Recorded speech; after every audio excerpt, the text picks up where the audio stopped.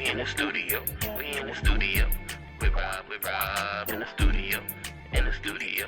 In the studio. Catch a vibe in the studio. In the studio.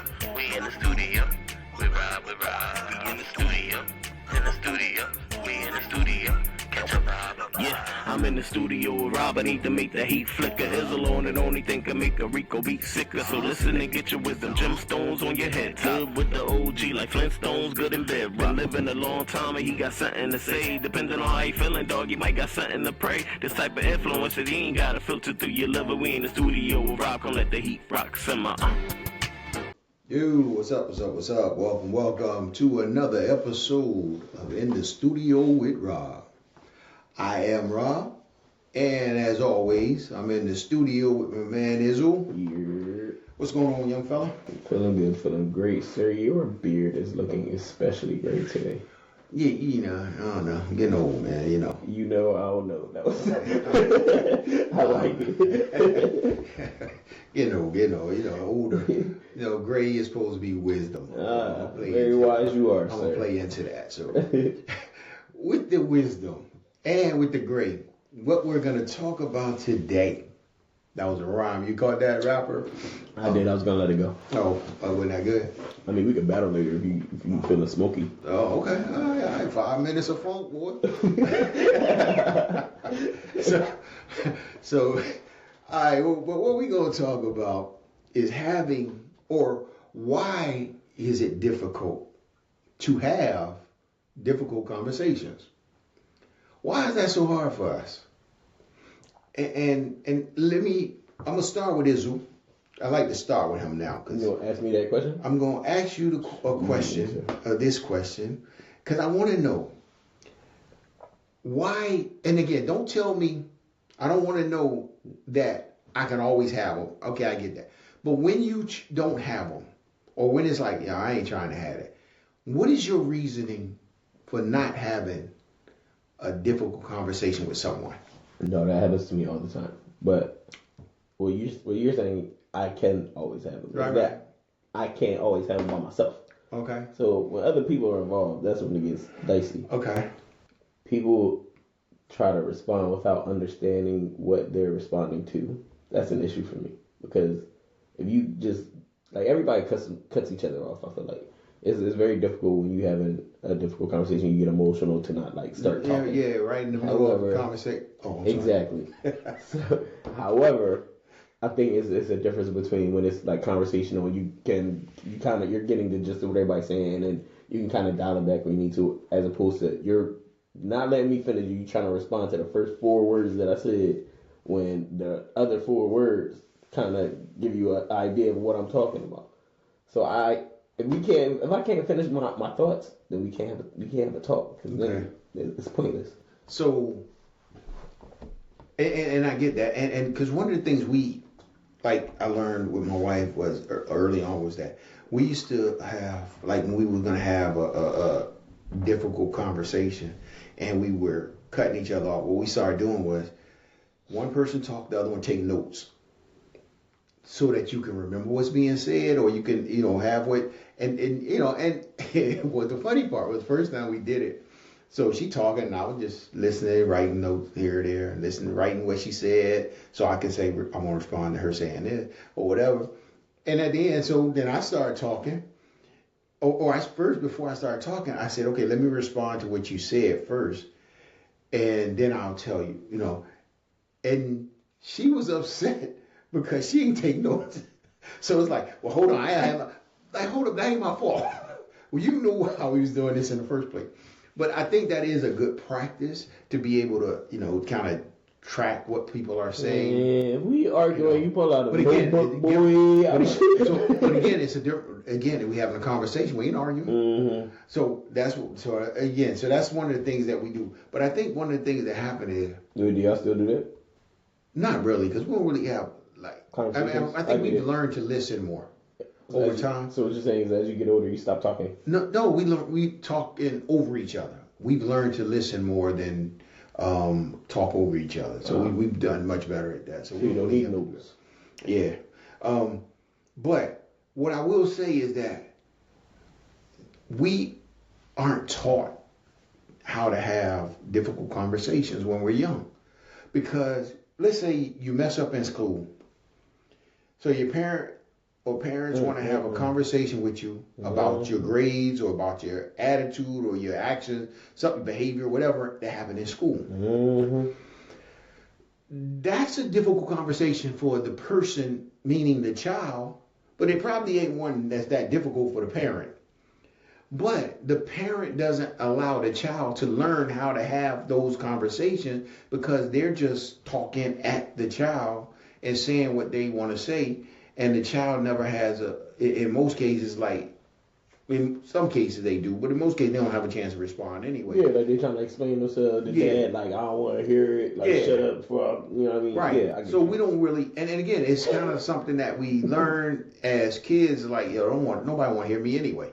So it's almost like we grow up and we have those same kind of conversation as adults, but now we're the adult. So we're talking to whether it's our significant other or our children in that same manner. I'm talking, you just listen, nod, and let's move on. Where that's not reality when you're talking about your significant other or somebody or another adult. It's like, we got to have this tough conversation. And so now, because we didn't learn it, we either shut down or we get in our feelings and we don't express ourselves the right way, or we don't hear what's being expressed because we in our feelings. Yeah, or not. So now I would be the one that's like, oh, be quiet, I'm not trying to hear it, blah, blah, blah, be quiet before I knock your head off. Yeah. Like, stuff I experience. Yeah, but no, I'm talking about when two adults talking. When two adults talking, you're not having that conversation at all. It's like the other person you're talking to, let's say you're talking to your wife or your girlfriend or your boyfriend, husband, or whatever, and you're trying to talk, and then that person feel like you're attacking them, as opposed to hearing what you're saying. They automatically assume, because it's a tough conversation, I'm about to be attacked, because that's what they grew up hearing or thinking or learning. And so now they don't hear what you say because they're already looking for the defense. I need to defend myself. I need to, hold up, I'm bobbing and weaving, I'm about to throw this jab back at him. Hold up, here you go. And it's like, that's not what this is about. This is about us finding resolution for whatever our issue or whatever the thing we needed to talk about. Again, we may not come to a common ground. We may not agree. But at least if we talk it out and we both have our voices heard, we can move forward. But because we don't learn how to have that conversation without getting in our feelings, it becomes an argument, or it becomes a shutdown. It becomes I ain't listening to you. Or you sit there like you listen and you're really not listening because you in your feelings. And I know it's unfortunate because is it more important for you to be right, or do you want to be heard to be able to talk to and come to a resolution? Most of us just want to be right and just want to get our point out, and we ain't really trying to hear the other person. That, and I found that a lot of people in difficult conversations, they're shut down triggers when they hear something that they don't like. Yeah, definitely. It's like, because now, the conversation is personal, first of all. Sometimes we, that's too personal. Well, the conversation is personal between me and you. So, yeah, it's personal. But just because it's personal doesn't mean my intent was to hurt you or to cause you harm. It's just that I'm trying to say, this is my point of view in this situation, or this is what I'm seeing, this is what I'm hearing, this is what I'm experiencing. And so I'm trying to share that with you. You can tell me what you see or hear or what your intent was. And so if we can have that kind of conversation going back and forth, then we'll be more healthier in our relationship.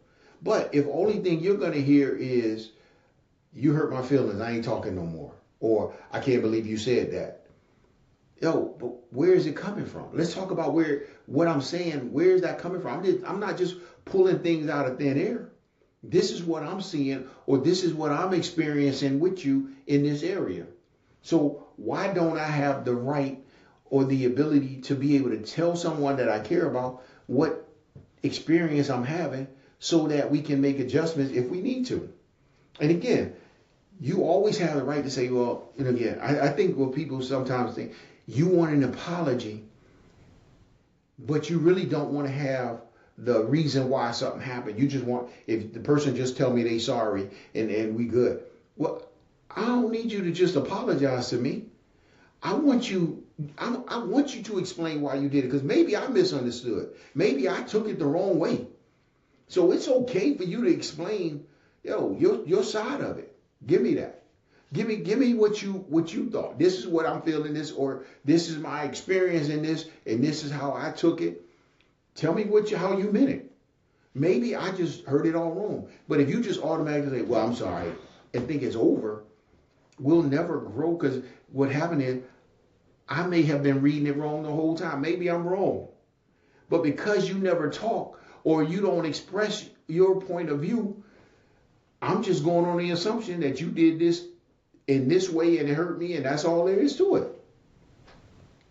And I think we have to get past that. We have to do better than just, I'm sorry. It's more than that. That's not a conversation. That's it's almost like I'm just saying I'm sorry so you can stop talking to me. I'm just agreeing with you so you can move on. We can go do something else. I'm saying sorry because we're here and I want to get past it. Yeah, you got me cornered, so I'm going to just apologize. Ain't my fault, big dog. Yeah, my bad. My bad. Got me. Yo, my bad. All right, we cool? Nah, we ain't cool. We cool, but it ain't over. I don't need you to apologize right now, because you may not have anything to apologize for, but let's have this conversation. Don't be afraid to talk. Don't be afraid to communicate with people. Don't be afraid to tell somebody when you think the way they heard something, or the way they even experienced, or even they say, I feel you did this. Let me explain that to you, because maybe your feeling's wrong. You can feel it. Don't make it real. But let me explain it. What I said was never meant to hurt you. And if it hurt you, I apologize for that. But that's not where it came from.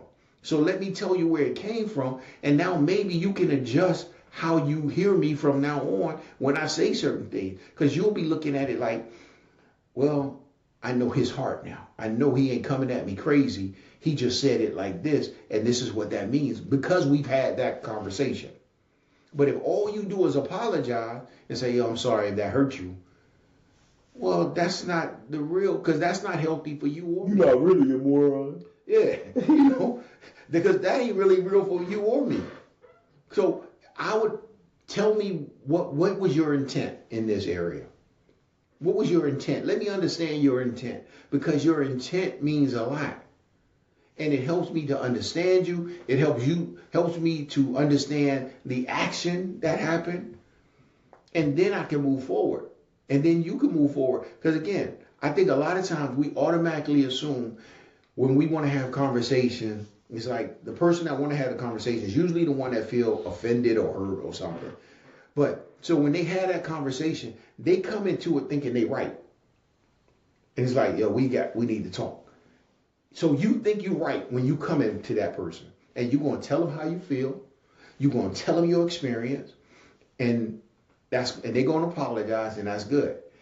That shouldn't be the end of it. So what should happen is you come into it saying what your experience was and what you was feeling, but you give that other person an option of actually being able to say, this is where it came from. This is how it happened. This is what I was thinking or feeling or whatever the case may be.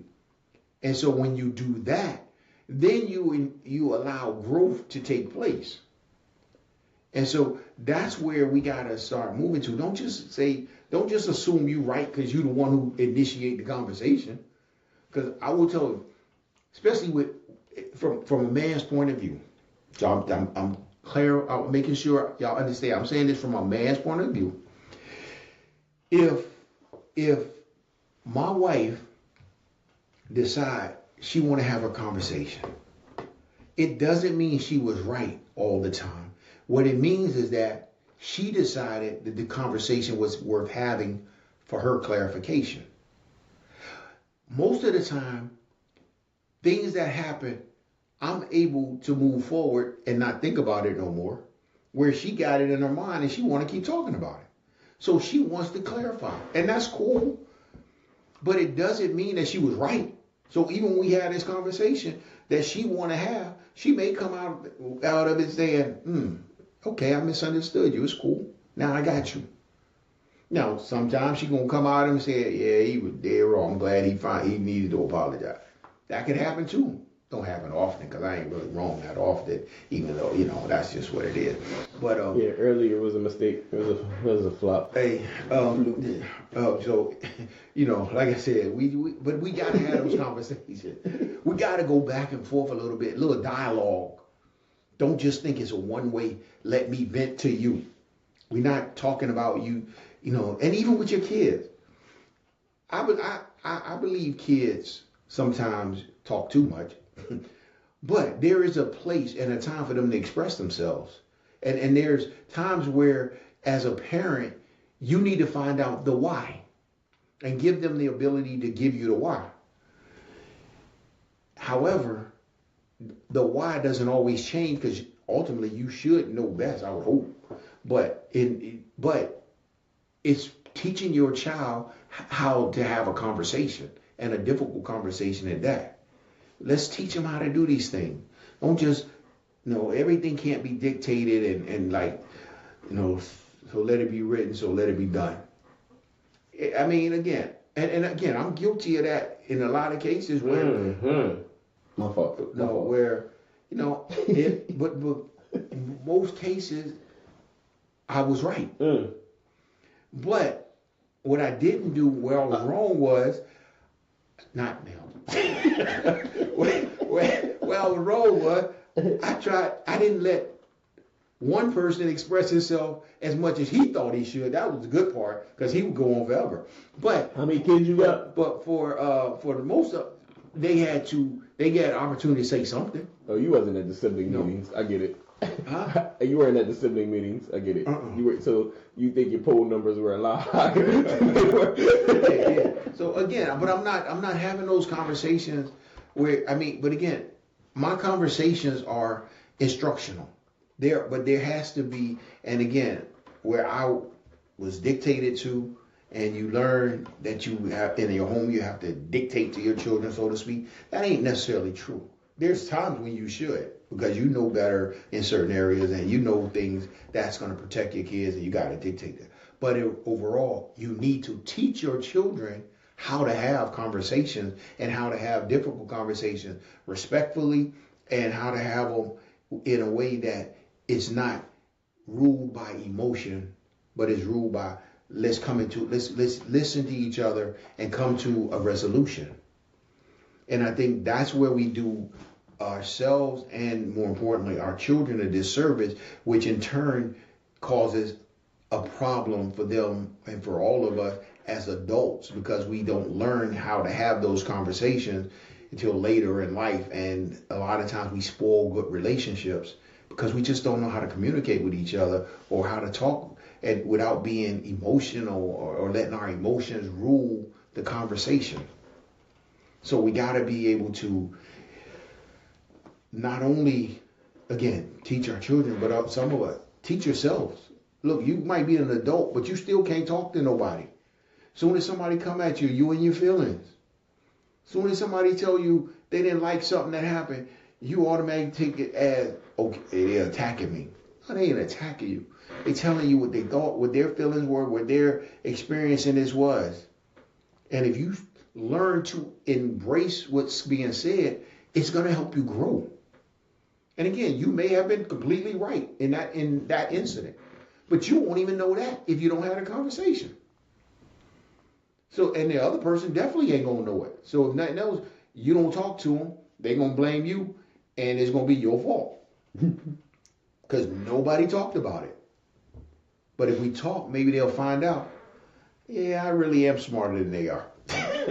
And I really do know better. Usually the case for me.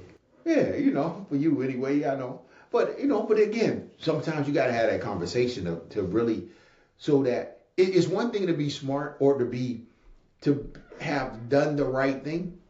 But if nobody knows you did the right thing, was it really that good, or did it have any effect? So now everybody think you was wrong because nobody talked to you. and you didn't talk to anybody, but you was actually right. So let's have this conversation so me being right can come out. I'm good with it. I want you to know I'm right. Sound logic, actually. It does, doesn't it? Right. Be right. You can't know the truth if you don't allow me to show you. Hey, the truth will come out if you have that conversation. Let me show you my work. Yeah. You know, they even talking about you suck. Nah, I really don't. I got a track record. I got papers. I got what I need. They know about me out here. Yeah, you know. But look, you don't want to talk about it. Or they don't want to talk. Hey, nobody talking. So now it's just everybody, got an opinion that's blowing in the wind. And who's right, who's wrong? More importantly, how do we grow and get better? Should be the ultimate goal. And we can't grow and get better if we don't talk. I don't have to like everything you say or do. You don't have to like everything I say or do. You should, but you don't have to. But let's talk about it. Let's see where we off. In most cases, we may find out that we're closer together than we really thought. In a lot of cases, we may be closer, but because we won't have that tough conversation, we just think that we are miles apart on every issue. It's like, nah, we got some common ground here. So we find that common ground and then we build the relationship. We build and continue to grow. But if all we want to focus on is what you think and what I think, and we never talk about where we are or what we need to do or how we can grow, we fail in each other. We fail in other people that's going to meet us later. Because a difficult conversation I have with you can help spark my relationship with others because I'll do better in the future. You'll do better in the future. So it ain't really just about me and you all the time. Sometimes it's about how does this help us in the future with our next relationship. You may be in a relationship with a young lady or a dude, and you like, those tough conversations may have caused us to go our separate ways. But it may have made you better for the next relationship you're in because you've learned some things from it. But if you never had that conversation, the same nonsense you had in the past relationship, you're going to bring to the new relationship because no one ever told you or you never listened to somebody telling you that, yo, you wrong, you stink. You need to start taking a shower. No. Somebody should be sharing that with you. Your mama did. No, I just smell myself. I smell cool. Hey, bro, we try to tell you. We try to tell you, man. You can't put cologne on everything. Nah, I got Axe on, bro. hey, what? Never mind, big dog. So I'm just saying, sometimes we got to think about those things. So, hey, I just hope that you guys don't be afraid of the difficult conversation. In fact, embrace it. Look for it. Look for opportunities to do it. Because again, it's going to help you grow. It's going to help you build stronger relationships. So don't fear of them. But go into it without bringing your emotions all in and getting in your feelings over everything that's said. Don't be all emotional talking. Talk and speak with someone from this is what I experienced. This is what I felt. But this is what I experienced. This is how it came off to me. And let them explain what their intent was, how they was trying to present it, and what they were trying to present. And maybe you find out that you weren't that far off anyway. So, yeah. I feel like... he feel it. Yeah. Conversations with me are pretty simple. As long as I wasn't really asking you to say stuff. Okay. I'm sorry. My bad. Just let me rock. Let me land this. Okay, go ahead. So, I just feel like everybody should understand like basic premises. Like we should always be looking to be. We're talking about conversation with you or conversation in general? With me. Well, in general, but it applies to me for sure because okay. I try to live by this. Okay. Like, we want to be productive in each difficult conversation, right? Right. So we have to accept certain premises in order to do that. One, we're a team. Like we should be working together to figure out whatever this issue is. Right. Two, and this isn't just relationship like romantic relationships. In general, like it could be me and you. like me and you are a team. If we have an issue in front of us and it's a difficult one to figure out, our ultimate goal should be that we are going to figure this out together. Right.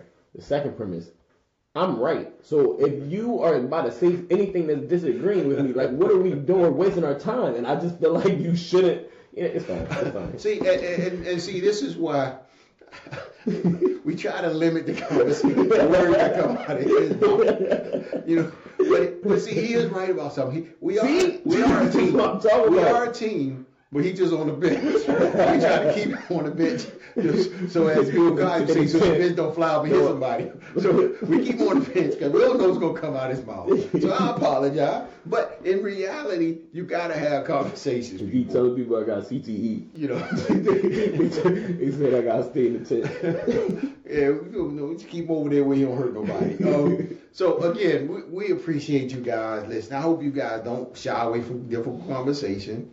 That you, like I said, embrace them. It's gonna help you grow. It's gonna help your relationships. You know, remember, hopefully that the person you're talking to is someone that is as willing to grow as you are. Because really, that's what difficult conversations can do. Help you all grow. So hopefully they're as willing. And if they're not, tell them to listen to this before y'all had that conversation and then talk. Because then they'll understand, hey, we got to do this without all our feelings in this and let's grow. So. And before y'all had the conversations, identify who is the right person. If it's like me, it's me, obviously. But if you're like me, then you would be the right person. Like, don't accept less.